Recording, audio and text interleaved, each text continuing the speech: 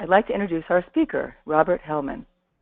Rob has 20 years of experience in corporate management roles at companies like American Express, J.P. Morgan Chase, and the Federal Reserve Bank of New York, where he's been involved in countless hiring decisions.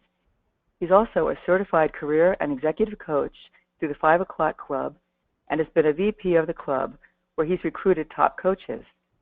He's also led countless workshops for organizations, including his popular Recruiting for Results workshops. In his private practice, Rob has worked with hundreds of individuals on both sides of recruiting, from candidates looking to ace the interview to hiring managers looking to pick the best candidate. Rob is also an adjunct professor at NYU. Rob, take it away.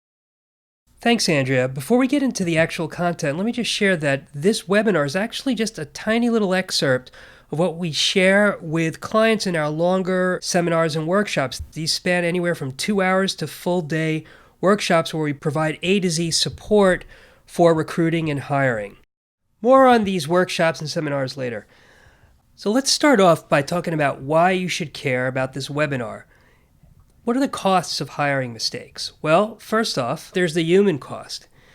There's the human cost in terms of you as the hiring manager, having to be affected by potentially a toxic hire, a hire that isn't a good fit, who could be even sabotaging your career. It could be bringing you to tears and driving you crazy for days, weeks, even months on end. There's also the cost to the person you hired for this role. It could be a real human tragedy. They really rearranged their lives for this job. Now it's not working out. So it's very difficult for everyone. There's also another way of looking at it, which is the bottom line cost. And in fact, Career Builder, not too long ago, conducted a survey. The employers reported that they can lose as much as $50,000 or more from hiring the wrong person, from a hiring mistake. Even more recently, the Harvard Business School released a working paper in November of 2015 where they said, quote, avoiding a toxic employee can save a company more than twice as much as bringing on a star performer. So how do you avoid these mistakes and hire the best people? Well, you should be screening for 3 things: motivation, fit, meaning fit with the manager and the organization, and the results they can deliver. Now, when you end up hiring the wrong candidate, it's often because there's a breakdown in the screening process for one or more of these 3 areas. So let's talk about each of these 3: motivation, fit, and the results the candidate can bring. Let's start with motivation. This is a super important area in terms of the success of the candidate. They can have all the right skills and qualifications and experience. If they're not motivated, they are going to underperform. They could fatally undermine your ability to succeed. Let me give you an example. I'm working with a client now who hired someone because she and her colleagues were dazzled by the credentials and experience. So this is a technical statistician position. So this person had the PhD, had the years of experience, really understood the industry my client was in. And when they brought her on board, they had high expectations that she'd really be able to step up and provide that extra support they were needing. The exact opposite happened. This person just didn't care, wasn't that into the job. They just weren't going the extra mile, and they were undermining my client's ability to get her work done because they just weren't putting in the effort. Why did this happen? Because before we started working together, my client didn't know how to screen for motivation. Fit is another important thing that you need to screen for. You want to make sure that the person you hire fits in with the informal organization you run or the formal organization, depending on what it is. Or if you need someone who's a team player and they're a lone contributor, that could cause friction. Or perhaps they are a big rules follower and you need someone who's a rebel, or vice versa. You need them to follow those rules and follow the bureaucracy, and they're too rebellious. And lastly, and this is an important one, this last one, win-win versus doesn't play well with others. This is where you start to get into things like the toxic hire, where they might be personally very productive, but they are turning off everyone else and hurting overall productivity in the organization because of their effect on others. I remember a colleague from a number of years back who was a really great performer individually, but she had a huge retention problem with her staff. People couldn't stand working for her.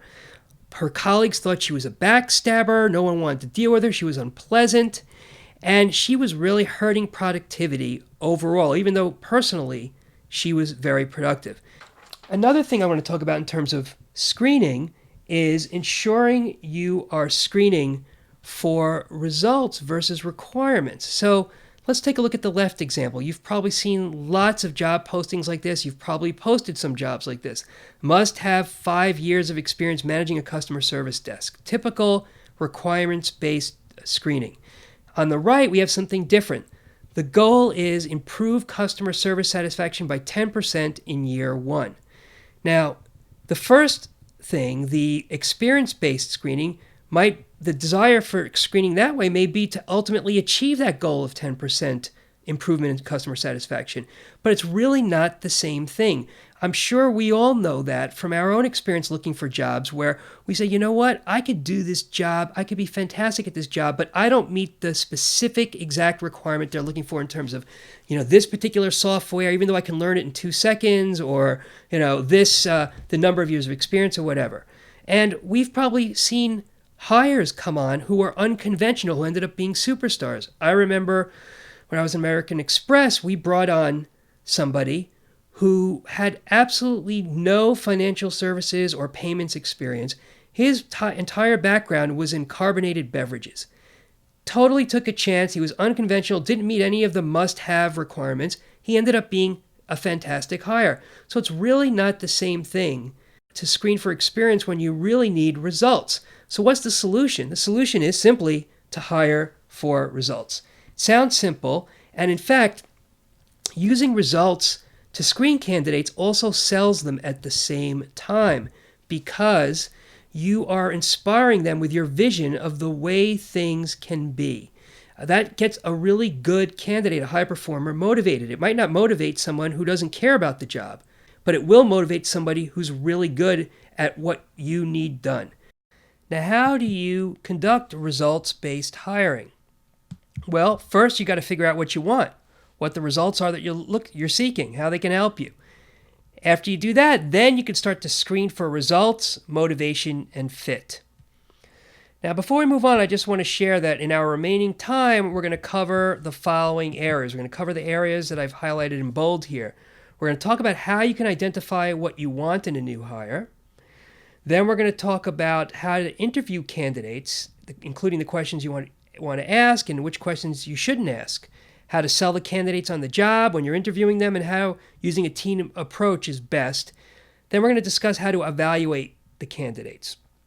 What we're not going to get to is how to write a job description or a job posting, how to source candidates, and how to extend the offer. All these are things that we get into extensively in our longer workshops.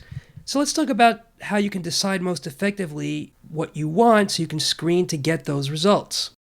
What results are you seeking? Well, you need to understand what objectives you have for the role. And that means creating a results snapshot for the position. That's what I call it, a results snapshot, meaning what do you want them to do and what does success look like a year out, long term, because this is a big investment. This is not a short-term investment. You want to think 12 to 18 months out.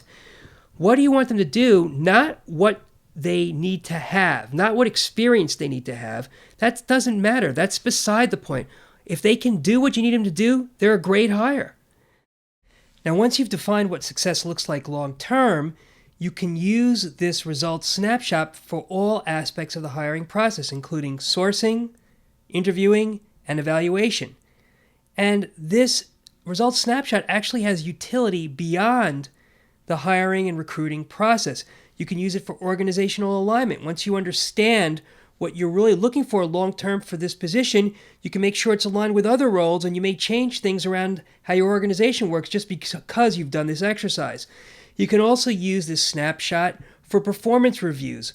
Now that you know what you need them to do, you can say, well, did they do it or didn't they? And you can apply that to their review.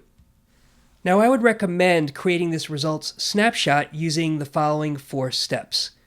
The first step involves identifying 1 to 5 major objectives for the position, things that you want the new hire to achieve a year to a year and a half out that will define success in this role. Anytime you have an objective, something big that needs to be done, there are going to be problems that need to be overcome and resolved in order to achieve those objectives.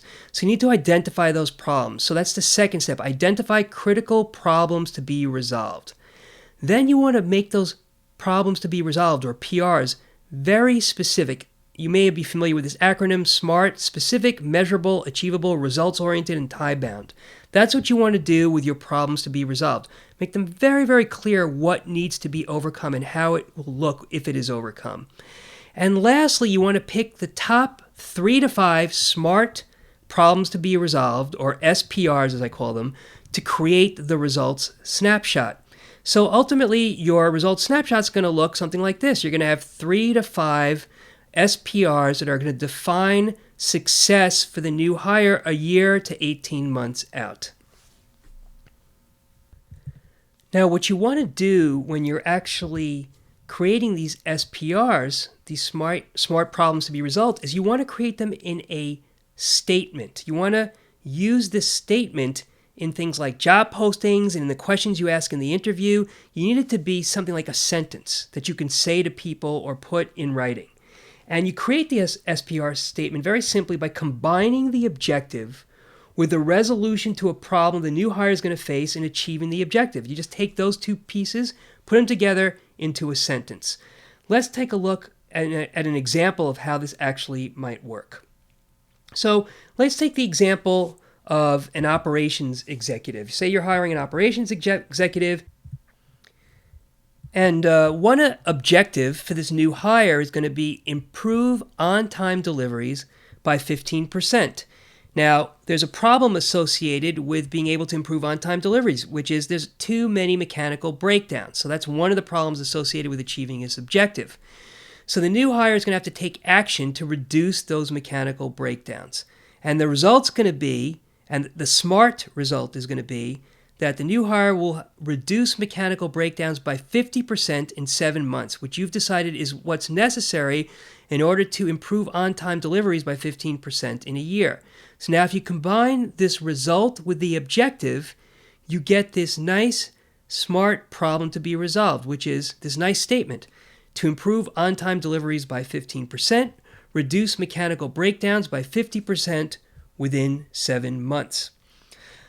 Let's take a look at another example. This example, let's take the same operations executive hire, same objective: improve on-time deliveries by 15%. But this time there's a different problem that's associated with improving on-time deliveries, which is that there's poor communication between the warehouse and retailers. So the new hire is going to have to improve communication by creating a system that improves this kind of communication between the warehouse and retailers. And the result is going to be that in 6 months, the new hire is going to create a system that eliminates delays due to poor warehouse to retailer communication. That's the SMART result. Now, if you combine the SMART result with the objective, you get this nice SMART problem to be resolved, which is to improve on-time deliveries by 15%, create a system that eliminates delays due to poor warehouse to retailer communication within 6 months of the start date. So that's how this works. Now, we've already just created 2 of the SMART problems to be resolved for this candidate's results snapshot. These 2 SMART problems to be resolved associated with that one objective of improving on-time deliveries. So that's how you start to create this results snapshot. And by the way, you can have a number of problems that the new hire is going to need to be resolved across maybe several objectives. And you can't interview for all these problems, like how they would deal with all these problems is too much. So you're going to have to prioritize. What I would do is, figure out what the problems are that need to be resolved across the objectives for this new hire, and then just pick the top 3 to 5. It's very important that you prioritize, pick the top 3 to 5, and focus on those for the recruiting process and for the interview. Now let's talk about candidate evaluation for a moment before we take questions. Candidate evaluation is important to figure out. Your strategy needs to be figured out before you start the actual interviewing, because you want to make sure that you are evaluating candidates consistently across all the candidates you're seeing. Otherwise, you're not going to be able to compare them properly. If you're using different criteria to evaluate, you're asking different questions, you're taking a different approach, you are not going to be able to compare them properly, and you're not going to be able to pick the best candidate. So you need to come up with this strategy beforehand, including who is actually going to do the interviewing. Because ideally you want it to be the same people, because that way the same people, they're using the same criteria over and over. And I'll tell you what doesn't work. What doesn't work is probably what a lot of you do, certainly what I used to do before I learned what to do with recruiting and hiring, which is thumbs up or thumbs down. Yeah, I really liked her, or no, I didn't really care for her. That doesn't work. It's too simplistic. And the reason it doesn't work is, first off, there's a bias towards no. It's much safer to say no to somebody. No, I didn't really care for him, because you're not risking anything. If you say yes and they come on board and they're not good, well, then you look bad. If you say no, no one's ever going to know that they were a good hire. Another thing is, the senior person can sway other people with their up or down. So if the senior person says, yeah, I really liked her, then your tendency is to say, if you work for the senior person, yeah, I really liked her too, because you want to impress the senior person, whatever, or they know better. So that's not great. Also, it avoids hard thinking. It's just too high level, yes or no. You're not thinking about the pros and cons, the different areas of strengths versus weaknesses for the hire, and how they match up with what you need them to do. And lastly, it's easy for invalid subjective bias to creep into your evaluation. And what I mean by invalid is bias that maybe you have that really isn't relevant to the results you're looking for. So these are all things that don't work. The answer, the solution to all these problems is to develop a scorecard that's tied to the results snapshot. And the way you can do this scorecard is you want to construct it in a way that it avoids that bias towards no. If you have a scorecard, people are actually just writing down their scores for different areas that you're deciding to focus on that are important to a successful new hire, then you're not saying yes or no, you're actually filling out a numeric value. So it avoids that bias. It encourages objectivity because it's now not based on what the senior person said. It's based on what's you're scoring right after the interview. It also encourages hard thinking on this big investment. It's forcing you to look at the different criteria and thinking in a much more specific way. And lastly, it brings gut feelings into the light of day, so you can see if these gut feelings are really valid or if they really have nothing to do at all with the result you're looking for. So these are great benefits of using a scorecard. And what you need to do to have a scorecard is to actually, of course, have metrics that you're going to use to score the new hire on. These 7 metrics I've found to be pretty effective when scoring candidates because they're very comprehensive and they're all really important. First off, as we discussed before, the motivation is very important. It can be crucial to the success or failure of a candidate. Even if they have everything else in the scorecard, if they're not motivated, they're not going to be a good hire. Ability, obviously, if you're trying to hire a statistician and they never did statistics, that's going to be a problem. EQ, emotional intelligence, very important. I'm sure many of you know that relationships are just so important. How you relate to other people, how you partner with them, how you talk to them, communicate in challenging situations. In fact, I think in any job, even jobs where you're more of a sole contributor, relationships can be 50% or more at least of success. And sometimes it's like 90% or more, depending on the job. Problem solving, thinking ability, if they come into a new situation, can they handle it? Can they come up with a solution? And then there's, of course, cultural fit and managerial fit. Now, if you want to tweak this, that's fine. But the point is to have metrics that you use that are comprehensive. And then you need to develop a scoring system. I like this 1 to 5 scoring system. It strikes the right balance between not too many options, but not too few either. And it starts with 1, which is none to minimal presence of that metric, all the way up to 5, which is exceptional, meaning like think top 5%. And here's what a scorecard might look like. And by the way, if you don't feel like recreating this, I'll have this available on the resources page of my website shortly, so you can just download it as a spreadsheet.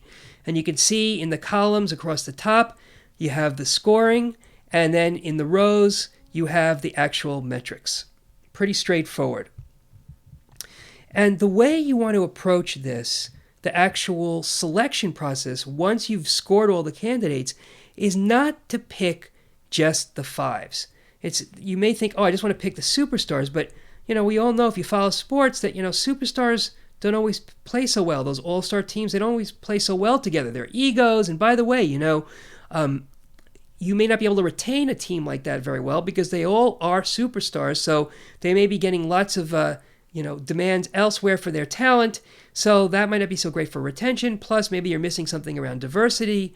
So there are a lot of reasons why you don't want to just have a team of all superstars. Also, it's easier to screen out for the mistakes, which actually will get you more in terms of the bottom line than actually just try to select the superstars. As we discussed earlier, if you want to take a look at that Harvard Business School working paper, you can find out more about that. So I would say it's easier to pick the winners by eliminating the likely underperformers. Sometimes you'll allow a candidate in who scores a 2 in certain areas if they're really high in other areas that you really need them to be. So that's how I think about it. Pick the 3s, 4s, or 5s and screen out the real underperformers, the 1s or 2s. And lastly, before we get into the next phase, which is interviewing, I want to talk about the team approach. I advocate a team approach for a couple of reasons. First, it's great to have somebody there to just do interview screening. It can save a lot of time. We'll talk about how to screen later. Beyond that, though, having a team approach allows team members to focus on different aspects of the scorecard. So, for example, you might have one team member who's very much on the technical side. Maybe it's a peer. Focus on the candidate's ability to problem solve or just their ability to do the job. Do they have the skills needed to do the job? While maybe the boss of the hiring manager is focusing on things like EQ or organizational fit and so forth. And also, if you have more than one person, you have 3, 4 people interviewing the candidate, maybe each of you might bring your own unique, quirky little biases to the interview, but those biases may not be present in other people, so maybe they don't get weighted inordinately, which is important too. You don't want your unique little bias like, boy, I hate it when a candidate walks through the door before me, just making up something, right? I mean, who really cares about that? Well, maybe you do, but nobody else is going to, so that won't really matter. And rightly so. So it's good to take a team approach. Now, before we get into how to actually conduct the interview with the candidate, why don't we take a look at the poll results? Andrea, do you have the results? 20% of the attendees said none of the above. Okay. The most popular one was tell me about yourself, which was 80% of the attendees. 70% got the question, where do you see yourself in 5 years? 60% of the listeners were asked what's your greatest weakness? And then only 30% were given the brain teaser question. Thanks, Andrea. That's pretty interesting that 80% of you have received an interview question like this or maybe asked an interview question like this in your careers. And what's interesting about that to me and a little bit, disturbing is that these questions actually don't work. And the reason they don't work there are really 2 reasons. First off, these questions can be rehearsed. The answers can be rehearsed. So I do this with clients all the time as a career coach. We practice the answers to all these questions. And, if you get somebody who can answer a question like this well, it doesn't mean they can do the job. It doesn't mean they're going to be a great business analyst or a great salesperson or a great operations manager or whatever. It means that they're a good interviewer, that they've rehearsed and practiced their interview technique well. So that's the first reason that this question doesn't work. The second reason these questions don't work is that they're too far removed from the results you actually need the new candidate, the new hire to produce.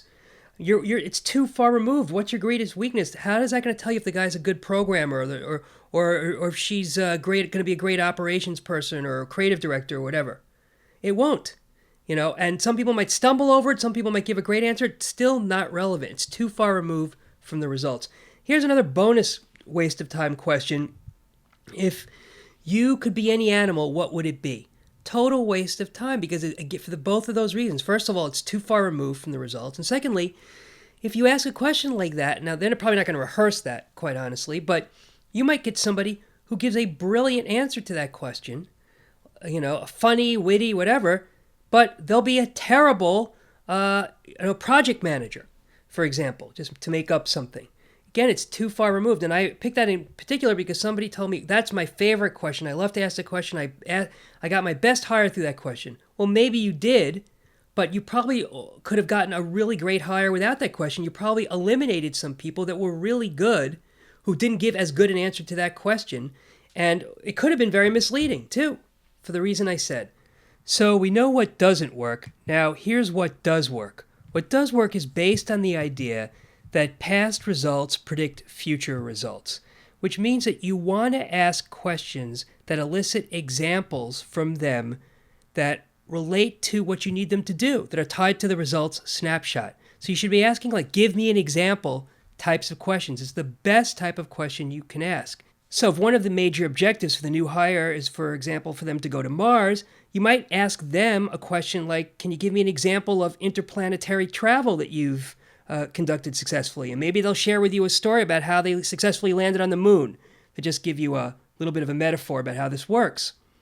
Let me give you an example of the type of question you should ask. Let's take the example of a business analyst position that you're hiring for in the marketing department. And the smart problem to be resolved for this business analyst position is to measure marketing campaign return on investment, create a campaign analysis capability in 3 months, including data sources and methodology. So if you remember before when we were discussing these SPRs, the objective is measuring marketing campaign ROI a year to a year and a half out. That's something that they're not able to do now. And then the problem to be resolved is to create the capability to measure that campaign ROI within 3 months. So that's how you come up with that statement, just to remind you. Now let's look at the question. The way you would ask this question, you would start off with a little bit of background. You might say something like this. One of the new hire's goals in the first year is going to be to help us to understand the return on investment of our marketing campaigns. We don't understand that now. We don't know if we're making money. So to help us understand that, you're going to need to first develop the ability to analyze marketing campaigns. That includes creating the methodology and the templates and identifying the data sources. So with that as background, could you please tell me about an accomplishment that's comparable? Or you could rephrase it slightly, the question part. You could say, with that as background, can you please share an example of a time when you had to develop the capability to analyze a business situation before you were even able to conduct the analysis? So now, hopefully you'll get an example from them. And sometimes, by the way, may not be good storytellers. And most of the time, that's okay. They don't have to be good storytellers to be great at what you're looking for them to do. For example, to be a great business analyst. They do need to be able to share an example that relates to what you need them to do next. So you need to sometimes be a detective. You need to dig. You need to become Sherlock Holmes. Ask lots of detailed follow-up questions that will enable you to eliminate cases of exaggeration or embellishment. And also you'll be able to, through those questions, identify the key behaviors and abilities that are tied to that scorecard that you're looking to use to measure candidates by. So here's an example of 9 follow-up questions I highly recommend you ask after they give you their example, right? After you ask them that initial question, give me an example, they give you the example. Now ask these follow-up questions. And let me share with you a little background about these follow-up questions. Now, I actually use these questions also with job search clients, people who are thinking of making a career change and they're not sure what they want to do next yet. And we go through these questions so they can understand what is it that they enjoy doing that they do well, because they want to have both of those things in their next job. And by the way, those are the same things you need to know if you're hiring a candidate. What does this candidate enjoy doing that they do well? In other words, what are they going to be motivated to do that they're good at? These are the key things you need to understand to see if they're going to be successful in this new role that you're hiring for. So these questions, you can use them for hiring as well. And let's go through them. And by the way, we call these motivated skills, things that they're motivated to use. Skills are motivated to use. So the first one, what's the specific accomplishment? You want to understand, first of all, was this an accomplishment? You're looking for results, right? So what changed? What are the metrics? What was your role? In other words, did they do it or did somebody else do it and they just helped? What specific steps did you take to achieve this accomplishment so you can understand the accomplishment better? What did you enjoy the most in the process of undertaking this accomplishment? What did you like the least? That starts to get you at things like motivation, so you can understand really what makes them tick to see if they're going to be willing to go that extra mile when you hire them, or they're going to just leave in 6 months when something slightly better comes along. What'd you do best relative to others who might have had your job? So this gets you to understand what they think they're good at. That's another take on their ability to problem solve and just their plain old ability to do the job.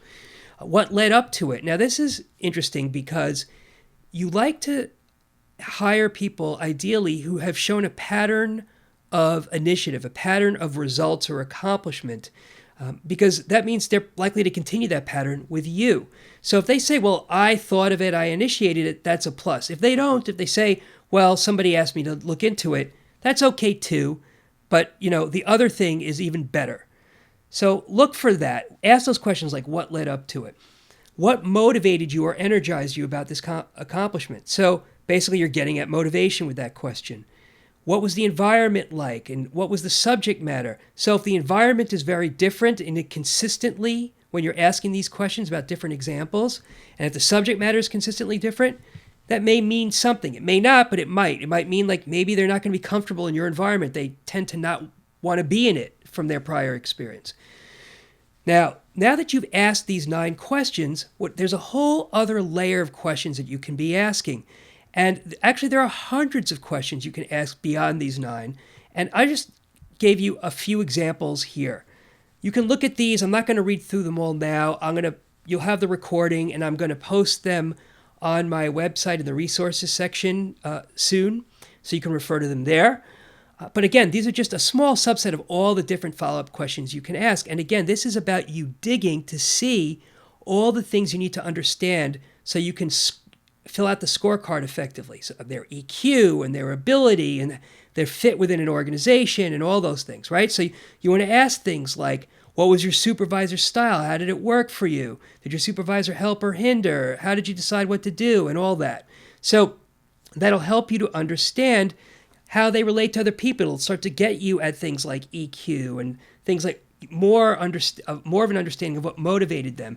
And let me tell you, what's great about these follow-up questions is it's really almost impossible for somebody to fake an accomplishment if you dig deep enough with your questions. They just can't do it. There are too many questions. They're good at maybe giving you a high level, but when you try to get into the details, they're going to get tripped up. So it's great for that, but beyond that, it really will give you everything you need to know about the candidate. Can they handle a tough situation with clients? Well, if you ask them for an example like that involves that, you can ask about that and see how they handled situations with clients in the past and that kind of thing.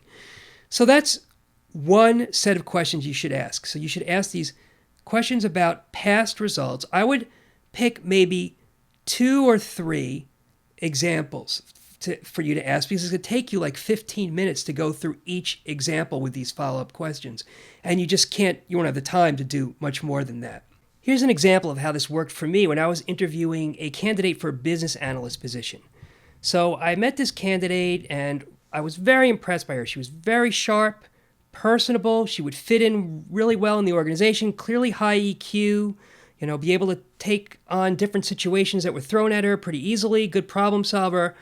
But what I found was I was asking those follow-up questions like, what did you enjoy the most? What did you do the best? And things like that. And what energized you? And things like that. And she kept bringing up things like, I really enjoyed doing the creative part. I really enjoyed the communication. What really motivated me was getting our message across to people. So when I kept hearing things like that, I said, you know what? I'm not so sure she's really going to be that into this job.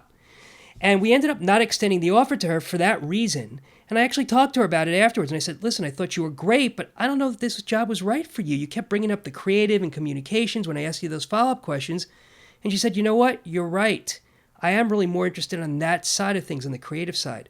So I ended up referring her to somebody else, and she ended up getting an interview where she could use those skills. So it was a success story because I put on my Sherlock Holmes hat and asked those follow-up questions.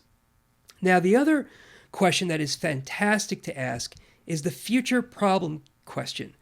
This could involve a case study, or you could just ask them for like a mini case study right in the interview. You could say something like, well, let's take another example, like pretend you are hiring a sales professional and the major objective is to grow revenue in the Northeast by 5 million in a year. So the problem to be resolved, the problem that needs to be solved is that they need to identify new markets, 3 new markets, because all the markets are currently tapped out. There's no more potential in this Northeast territory unless new markets are identified within the Northeast territory. So you would say to them, you give them that background, the smart problem to be resolved. One objective for the new hire that when we bring them on is that they're going to need to generate 5 million of new revenue in the Northeast territory in 12 months. So in order for you to do that, you're going to have to identify 3 new markets for existing products in the Northeast territory that could potentially generate that 5 million. And you're going to have to do it in the first few months. So how would you go about identifying these 3 new markets, given what you know about us, our product, or this region?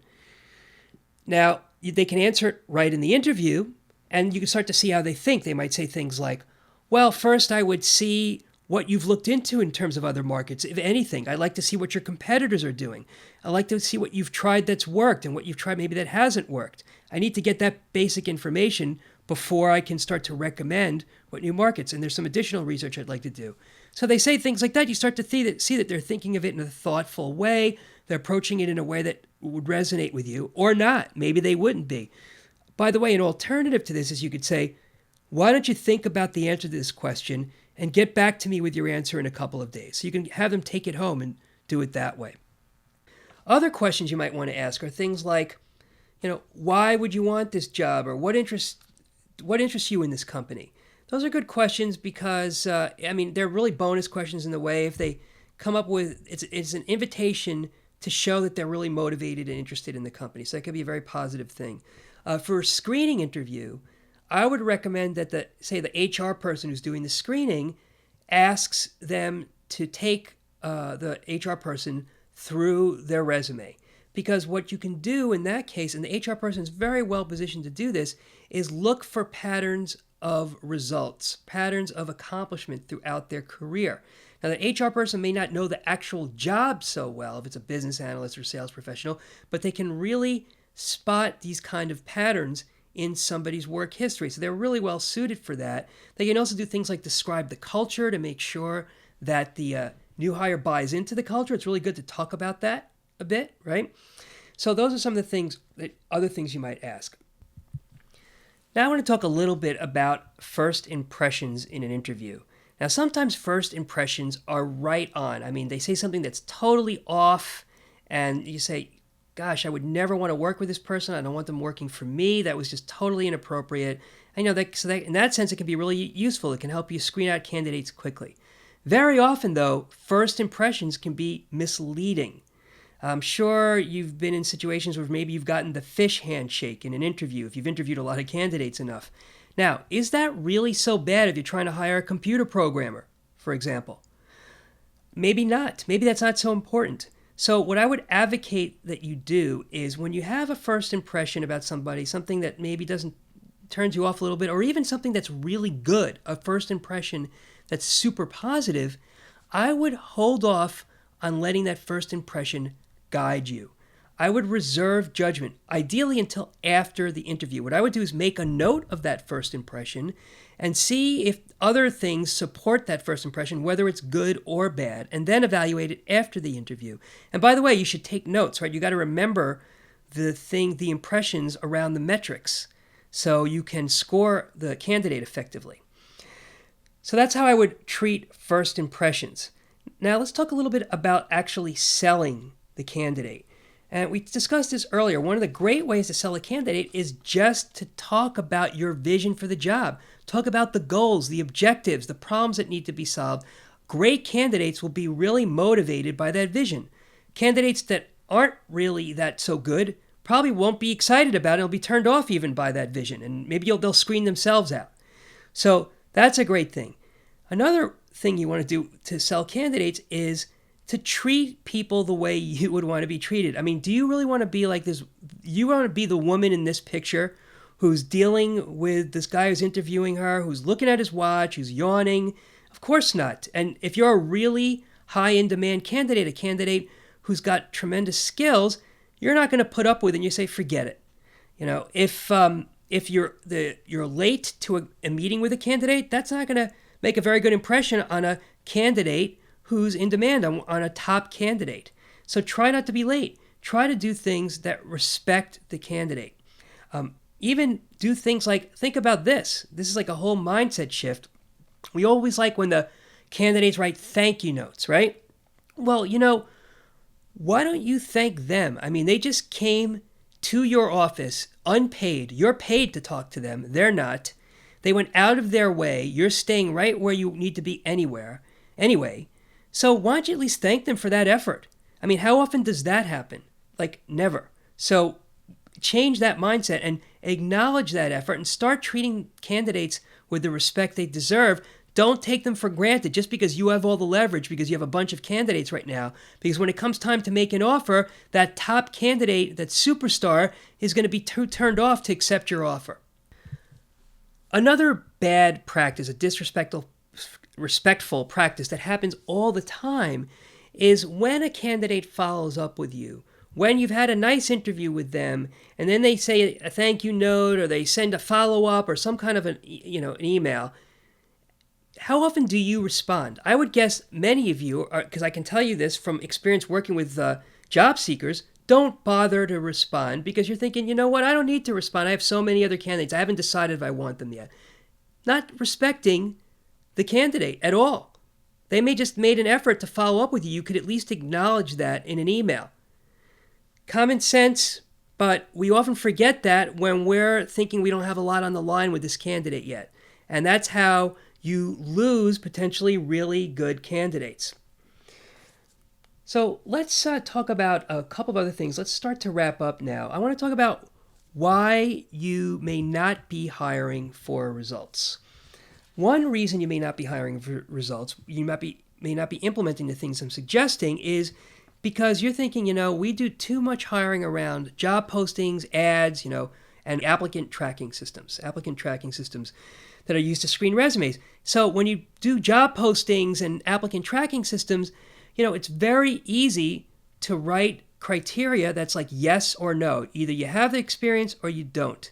Either you have that, that software package or you don't. It's easy to write those requirements and to screen for those requirements.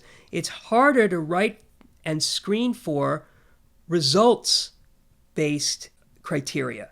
Yet that is what you really should be doing in order to motivate candidates, the right candidates, to apply.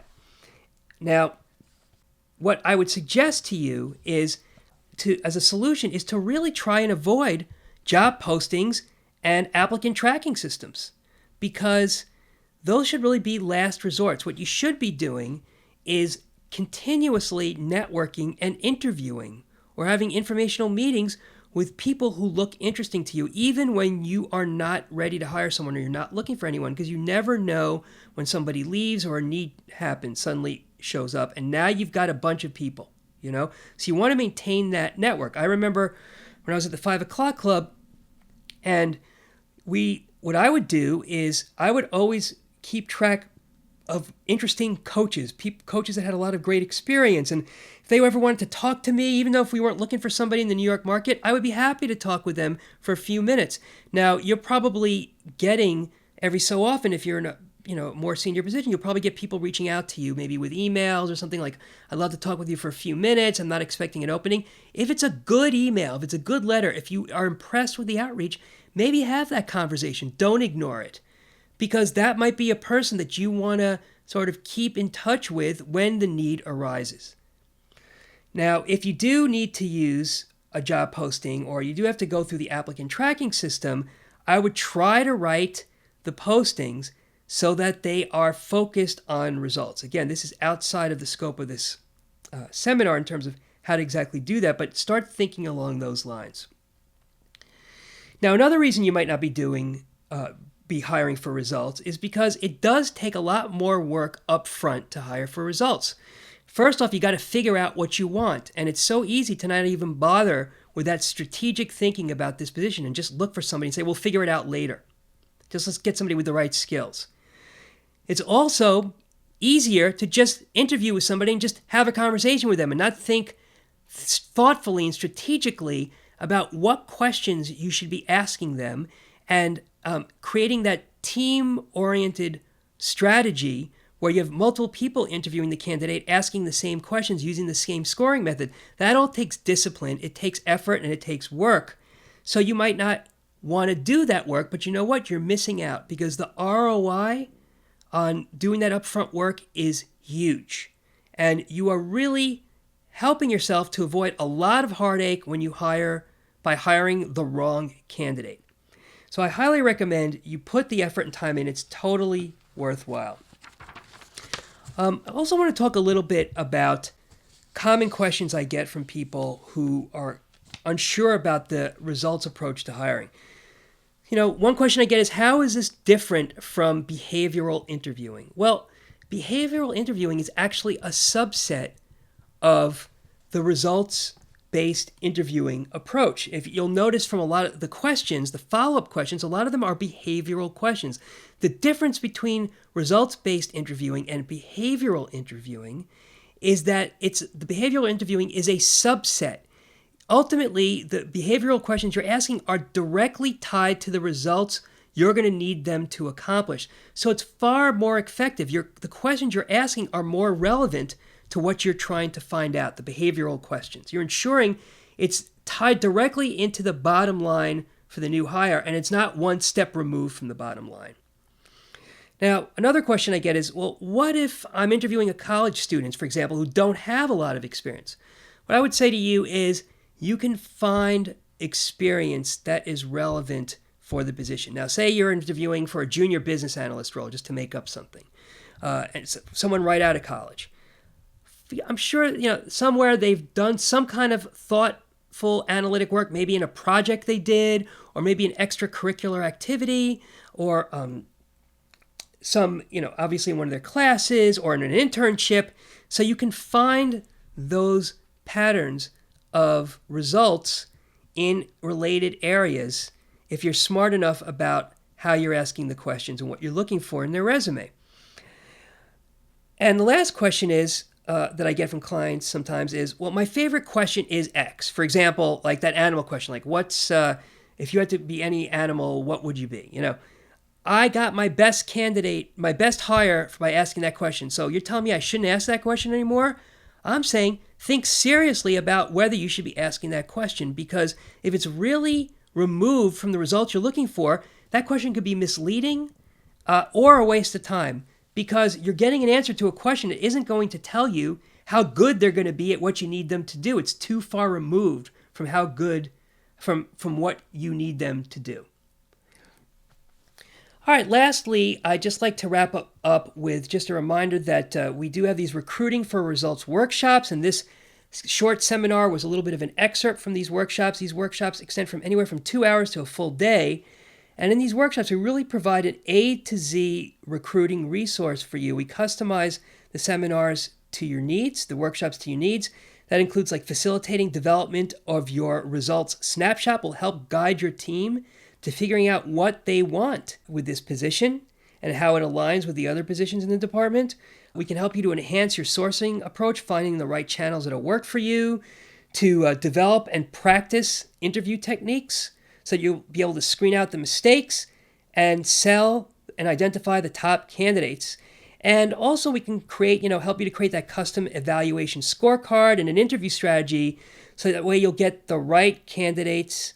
You'll identify the right candidates and make sure they get the offer. So if you're interested in any of that, feel free to email me. My email address is here, rob@hellmanconsulting.com.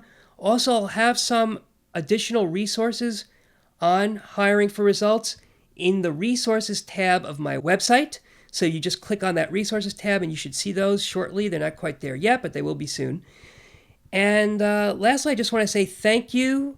I appreciated sharing this information with you. I wish you a lot of success, and I'm happy to take some additional questions.